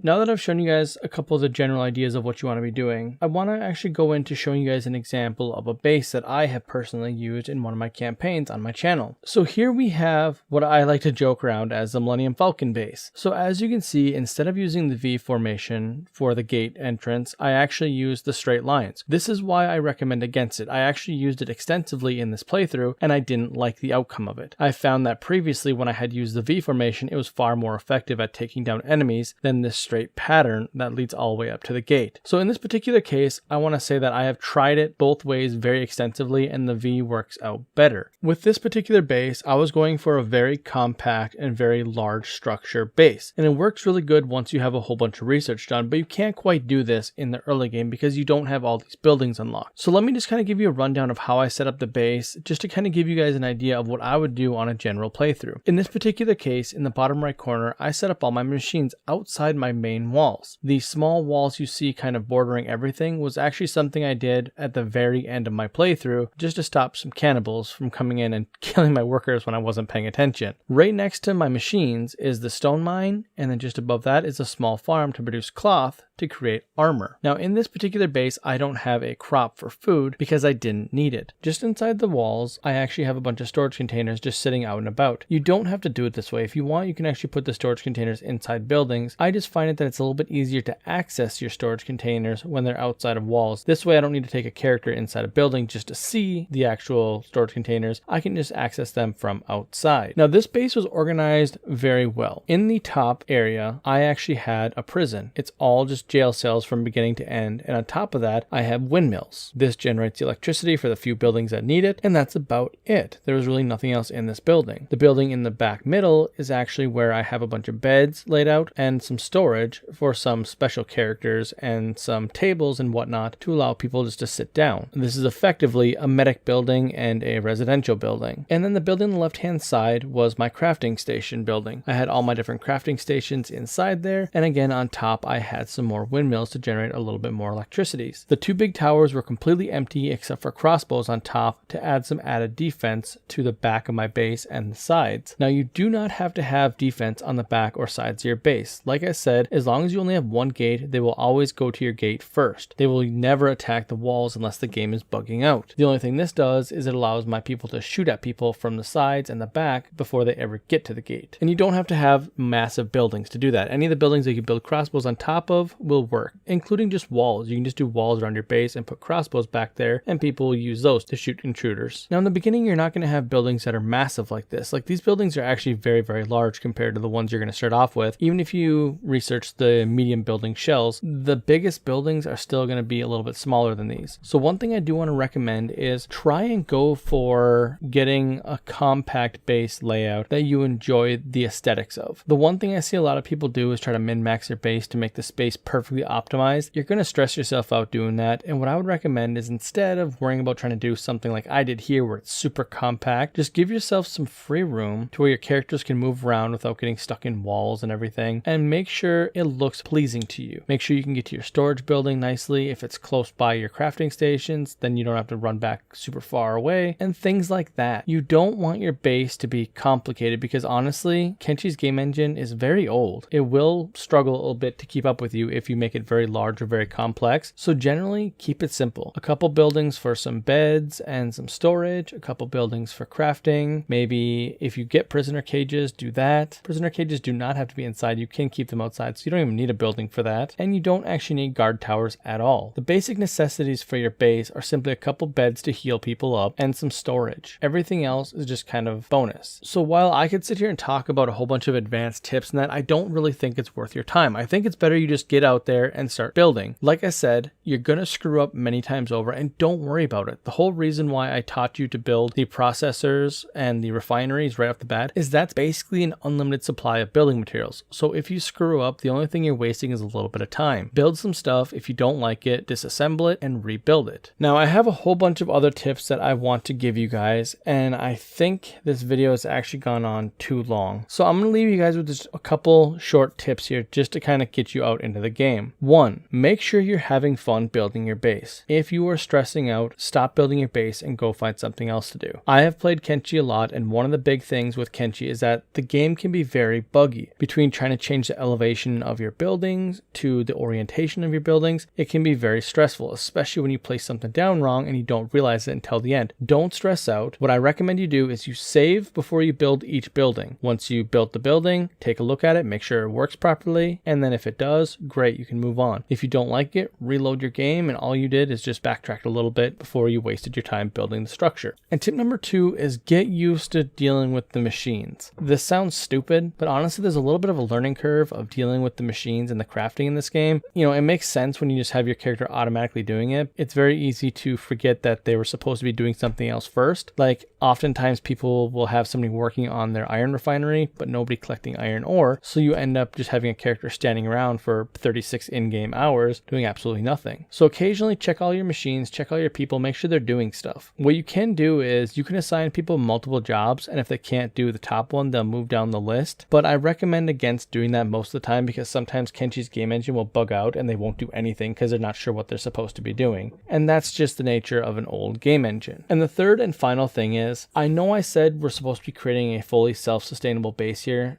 but I actually almost always recommend against that. The reason for that is eventually you're probably going to want to play with some mods, because mods make this game infinitely better, even if it's just a couple of the simple mods. The mods that add more items to the shops or make a couple things easier to obtain are almost always recommended or even required in some cases. If you add the mods that add more food and stuff to shopkeepers, you never have to build a farm, because honestly farming is probably one of the most annoying things to deal with in the game, because gaining water is relatively slow and the crops grow so slow, and then you have to make sure somebody's harvesting them and then putting it into a container. It's honestly a pain in the butt, and I would recommend you just skip farming unless you really enjoy it. If you have a base dedicated towards that, that's perfectly fine, and if you're role playing that, it's actually decently fun. I've done it myself. But if you're just trying to have a sustainable base, just get one of the mods that add more items to shopkeepers and then just sell ore and buy food for your people. It will save you a huge headache down the line, and then when you feel more comfortable with the game, then you can start farming. And then one last kind of like little bonus tip, you can have stuff outside of your walls and it's perfectly safe. Just remember to move your people inside the walls if you ever get attacked, and to keep an eye on the local wildlife. With that in mind, you can also remember to actually take out the local animal camps and stuff nearby your base so creatures quit spawning nearby. Alright, in the fourth video, I actually forgot to show an explanation of the V formation walls, so I'm actually going to be showing that here with a little bit greater detail. This was introduced in video 5, so sorry about that double content. The very first thing I want to talk about is the V formation for the walls that I discussed in my previous video. I accidentally forgot to include the actual image of a completed wall so you can actually see what it looks like in person, so thank you to those that pointed it out. The proper way to make the V formation is to have the gate at the center of the wall acting as the bottom section of the V. You then have a wall section going out away from the gate on each side and have it angle slightly away from the gate itself. And then at the very end of the gate, you want to have a slow arc as a turn to create the outside section of the wall for your base. The reason why you want to have this slight angle is that as enemies go around it in the slow arc, your turrets will begin aiming before they can actually shoot at them, so by the time they get in range, they'll get shot almost immediately. If you have this angle very sharp, and if they just come around it at like a 90-degree angle, enemies will begin around that corner, get around it, and then continue running down your walls before your turrets actually start aiming at it. I don't know why Kenshi's game engine does this, but I've played this game for several hundred hours using this exact method, and it works extremely well. If you follow this method, and if you have about 6 or so good turretsmen, you can kill just about anything before they ever get through your gate, and anything that does get through your gate will be severely weakened. And the final couple things I want to talk about when it comes to base building is the general idea of how base defense works.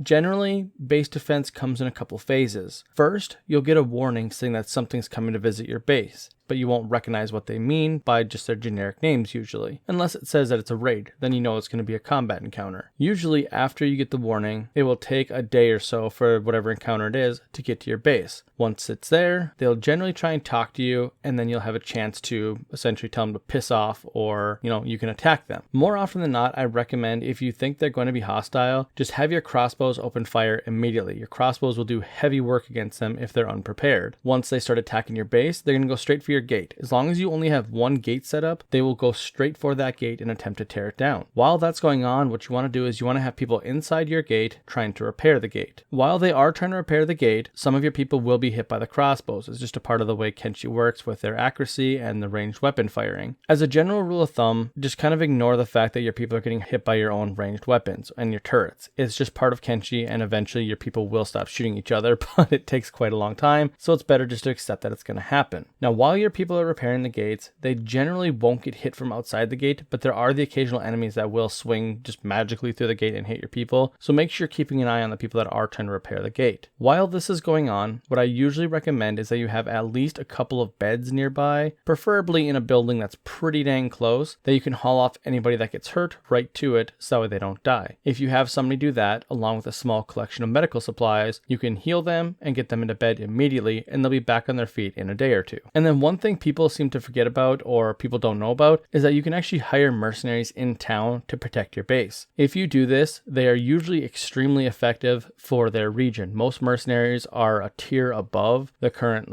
people you're fighting out in the wild. So if you're at the hub or in one of the Shek towns, the mercenaries are generally much better than the bandits. The only downside is not only do you pay them, they also get to keep all the loot. If you try and take any of the loot, they'll consider it stealing. But in the early game, it can be very beneficial to have these people working for you. And just keep an eye on the contract terms, because once the time limit is up, they'll head back to the town they came from, and then you'll have to rehire them. Moving on from base building, we're going to go into the idea of adventuring in Kenshi, and it's actually quite a bit different than a lot of other games, and let me explain why. In general, Kenshi tried to take a realistic approach. The primary way they did this was by making it so whenever you took damage in combat, there's a chance that you can't heal up all the way. And you'll see this by your health bars changing in color. But sometimes your health bar doesn't change color. In fact, some of the health bar disappears altogether. This means that you have combat damage fatigue. And the only way to get it back is by resting in a sleeping bag or a bed of some kind. Which brings me to my first rule of adventuring. Always make sure you bring a couple of sleeping bags. I generally bring one per 2 people you have in your adventuring party. If you're bringing 4 people, bring 2 sleeping bags. If you're bringing, 10 people, you could bring 6 or 7 if you really want. But generally, you only need about half as many sleeping bags as you have people, as you'll always want to have people up and about doing other things while your party members are resting. The other thing that you need to keep an eye on while you're adventuring is your hunger meter. Now, the quick and fast rules is basically if your characters get too hungry, you'll suffer from malnutrition, and then your stats will be negatively affected. As a general rule of thumb, just keep a couple pieces of food on you per person while you're out and about, and you will be just fine. Your characters will automatically eat, and if you're in the same squad, they'll eat from each other's backpack, so long as you have that option ticked. And don't forget to bring medical supplies like bandages and splints in case your people break their legs. And for any skeletons, you'll have to bring repair kits along. As for the adventuring itself, it's almost impossible to predict what you're going to run into in the world of Kenshi. Depending on where you are geographically and what the locals have dealt with, you may not run into the same thing multiple times in the same general area, or you may run into the same thing over and over again. It's best to assume that most things are going to be very dangerous to you, especially in the early game. So when I'm out and about, I follow the 3 general rules of thumb anytime I leave the safety of my base or a town. First, assume everything is hostile until I can prove otherwise. And assuming this, always have your characters in stealth mode unless you know the local region is safe. It takes a lot longer to get places,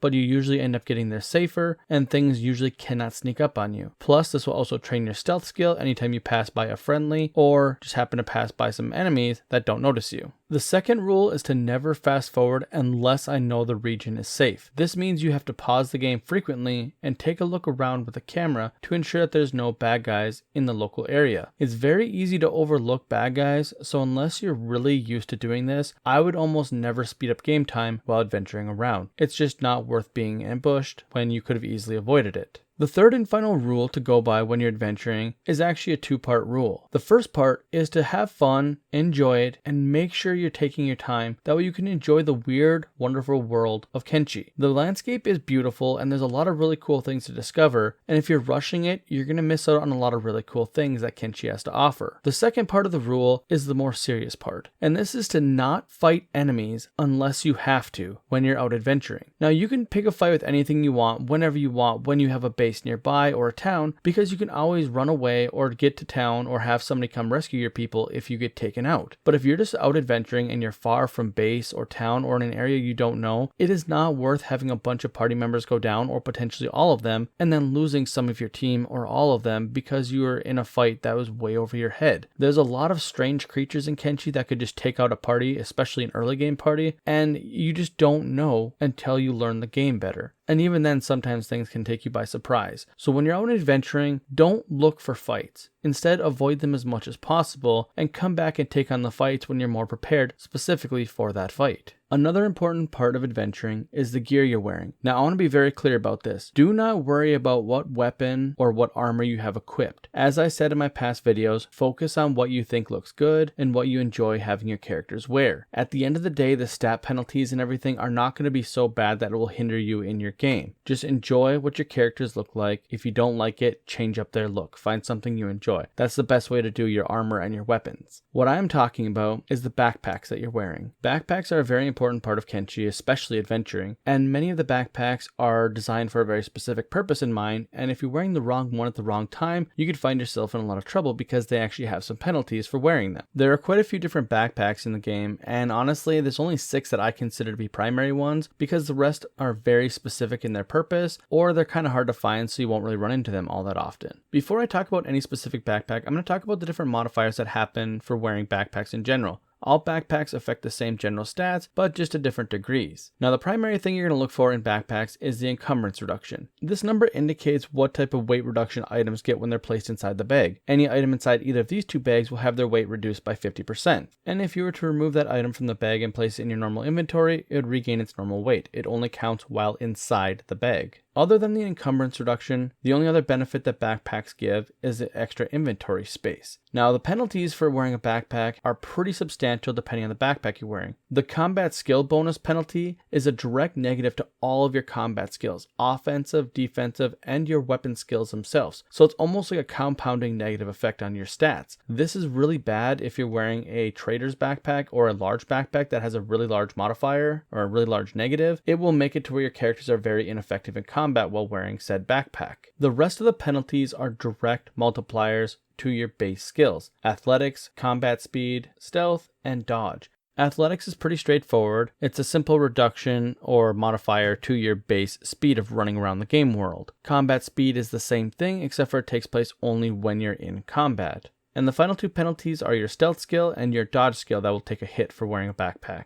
Now, having a stealth skill penalty does kind of suck because it makes it more difficult to sneak around the game world, and it will also make it harder for you to avoid fights if you come across one while adventuring. The dodge skill penalty isn't as bad because it only applies if you're a martial arts character that is not wielding a weapon. If you're wielding a weapon, you will use the block skill, not the dodge skill. Now that you have a general understanding of how backpacks work, I'm going to explain to you guys which backpacks I like and which ones I do not like. Right off the bat, I'll tell you right now, I do not like the small backpack, and I barely ever like the large backpack. The small backpack's added inventory space is really not all that much, but I guess it is worth taking if it's the only thing available to you. As for the large backpack, it's a really good backpack for if you're in town doing things, but once you get out into the wild world, you don't want to have a -10 penalty to all your combat skills. It's just not worth it ever. Not to mention the heavy hit to your stealth and your dodge skills as well. You'll effectively be a sitting duck if you're wearing this backpack in combat. And improving by quite a large margin is the trader's wooden backpack and the standard wooden backpack. Now, these backpacks also have some pretty heavy penalties, but items placed inside them stack, which means you can stack up large quantities of food, medical supplies, building materials, iron plates, anything you need can be stacked, and thereby taking up a lot less space in your inventory. It is worth noting it does not work with weapons and armor. And finally, we have my 2 favorite backpacks, the small thief's backpack and the standard thief's backpack. Now, these are, in my opinion, by far the best backpacks to wear at pretty much any point in the game unless you're directly hauling supplies around. Their encumbrance reduction is a little bit less than the other backpack types, but their penalties are pretty much non-existent, with the only combat penalties being the thief's backpack, the standard one, with a -2 to your combat skills. Otherwise, there's no other penalties. I usually go for the thief's backpack. The -2 combat skill bonus, in my opinion, is completely worth having all that extra space. One downside to the Thief's backpacks is they are a little bit more rare than the other backpacks, so you'll usually have to track down one of the Shinobi Thieves towers, which are in a lot of the major settlements, and their vendors will usually have them for sale. Otherwise, I don't think many of the merchants throughout the world sell these types. They usually sell the regular ones and the wooden ones. When it comes to preparing for adventure, that's about all the information that you need to know. You have all the basic tools at your disposal now. Go out and adventure and just use common sense when exploring. Take your time, pause frequently, and look around. If you see any animals, wildlife, or bandits or anything like that, keep an eye on them and make sure they don't sneak up on you. Make sure you're taking advantage of using stealth as often as possible, and if you get injured, rest. Set down your bedrolls, build a campfire, cook any food you may have found or any meat from any animals or wildlife you had to kill, and avoid as many fights as possible while exploring. The whole point of Kenshi, especially in the early game, is just exploring and seeing what's out there. Part of Kenshi is just exploring and finding all the little quirks that make it fun. The one thing I will say that you should take to heart is going slow is always going to be your best friend. If you try and rush anything, especially the exploration part of the game, you're gonna find yourself in a lot of trouble. You will get ambushed a lot, and you may find your characters getting killed because you end up in a situation you cannot handle. There's a lot of dangerous regions in Kenshi, and about the only ones that are kinda safe are the ones right around some of the major towns. If you're having trouble finding a safe location, just look for a big town and consider that your home base for a while and stick near there at all times until you feel more comfortable building up with supplies and then heading out on your own. Remember that Kenshi is designed for you to lose combat a lot. Your characters should be getting knocked down. One of the biggest tricks to Kenshi is actually learning how to rescue your characters that are hurt. The final piece of advice I'm going to leave you with is if you're playing with multiple characters, leave one behind in a town near where you're exploring. This character can be off mining near the town, or they can just be standing in the dead center of town with some med kits or skeleton repair kits if you're using skeletons, and have them be ready to come rescue any party members that get into too much trouble. This is a character that could run out and use medkits on your players, or pick them up and bring them back into town, or just distract a dangerous enemy so the rest of your party can escape. In general, I always have one safety character always ready to help out my adventuring party, because if you don't do this, there are times where you are going to get a complete party wipe if you come across something like a beak thing or a gorilla and you're not ready for it. We're going to talk about two different locations that I consider to be ideal for beginners to start their first bases. I'm going to try and keep this video very short so that way the people that are trying to watch this for actual information can pop in, watch the video, and then get back to playing their game. So let's jump right in without wasting any more time. The first location that we're going to talk about is right in between the towns of Hub and Squin, located in the western part of the world. This is probably the safest location to build your very first base if you're just starting out and if you're still new to the game. The reason that I consider this to be one of the best locations is that you have every single resource you need nearby. There is tons of iron, tons of copper. If you plant a well, there's lots of water. There's lots of rocks, so if you're going to build a mine for building materials, and pretty much everything else you need is nearby. Both the town of Hub and Squin have enough shops and mercenaries that you can hire if you need them, that there's no real threat of losing anything from building in this location. The other great thing is that if you do build here, the only people you're ever going to have to deal with in terms of hostiles are usually dust bandits and starving bandits, and after the first maybe 10 hours of playing the game, neither one of those become very much a threat, which is also one of the only downsides to this location, is that if you stay here long enough and you build up enough defenses, there's no real threat of building here. So if that's something you're looking for, you may want to eventually move your base or to start off building somewhere else. This is just what I consider to be one of the best starting locations. One of the things I love about this location is that you don't even really necessarily need to build defenses. You can build your base in any layout that you want, and pretty much nothing will attack you that's dangerous enough that requires walls or turrets or anything like that. All you really need is a handful of people that can fight, and at the end of the day, if you don't want to deal with those enemies, like I said, you can run right to Squin over here, hire some mercenaries, and they can come take care of any bandits that may be on their way. And the local fauna and wildlife is generally pretty tame. You really only ever have to deal with bone dogs, and there's only usually a couple of them at a time, so they're no real threat. So if you're looking for a relatively chill experience with base building, this is where I recommend you build. Now you can actually build anywhere in these hills. It doesn't have to be in this exact spot. This is just my favorite spot because it's kind of the closest in between the Hub and Squin. The second location is also really fantastic, but there is a couple requirements to it. And the first is you have to have at least one human, preferably a Greenlander. A Scorchlander will work, but I would definitely recommend at least 1 or 2 Greenlanders to be in your party. The reason for that is it's going to be in Holy Nation territory here. Holy Nation people, when you build in their land, they're going to come once a week and require you to participate in prayer day. If you have any non-humans, they will pretty much declare war on you and they will attack you relentlessly, and then eventually you'll probably die because they're quite difficult to deal with. But if you have at least one human where you could have them participate in prayer day, which is basically just like a little like chat bubble kind of conversation you have with a small group of Holy Nation people, and then have everybody else hide inside the building during this encounter, you're pretty much golden. The other downside is that if you have anybody that is non-human and they're out in the world, you have to be careful for Holy Nation patrols because again, they'll attack you on sight. So as long as you're dealing with mostly humans or all human parties, this location right here is absolutely perfect because it's extremely safe. You have a lot of Holy Nation towns and just general like little like villages nearby that you pretty much never have to deal with anything bad. Even the bandits and stuff don't make it very far into this territory because oftentimes they get wiped out by Holy Nation patrols. So if you're looking for another location similar to the other zone where there's a lot of resources and stuff nearby, and you're dealing with mostly humans in your party, this can be another great location for you. The other thing that's nice about this location compared to the other one is if you're playing on a little bit better computer, you can have your draw distance up quite far, and you can see for great distances. The one warning I will give about this location is that because Kenshi kind of bugs out sometimes, occasionally your base will get attacked by an incredibly powerful raiding party. And this can happen from cannibals from the far north, any of the fogmen like raiding parties from the west, or anything in between, honestly. I've seen some crazy encounters just randomly show up, and it only really happens over in this area for me. So that is something to pay attention to. You will have to look at your warnings on your information sheet to make sure you're not missing anything important, or do some extra backup saves every now and then just to make sure you don't get ambushed by an incredibly powerful force. Again, if that does happen though, I would recommend just going to one of the local Holy Nation towns and hiring some mercenaries to take care of them, because the Holy Nation mercenaries are very powerful and can usually handle just about anything in the world.